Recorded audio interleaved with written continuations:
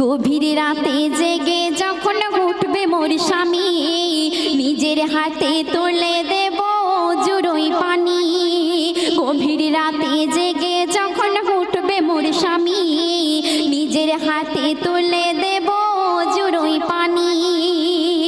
তারপর পাশাপাশি তাহাজ্জুদের, ওগো পাশাপাশি তাহাজ্জুদের পড়ব নামাজ দুইজনা, পড়ব নামাজ দুইজনা।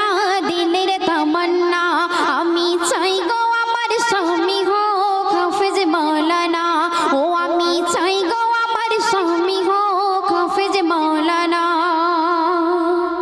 শেষ কথায় আমার কবি অতি মূল্যবান কথায় কি লিখছে লক্ষ্য রাখবেন। বনিয়ামিন কি কথা আজ দেখো লিখে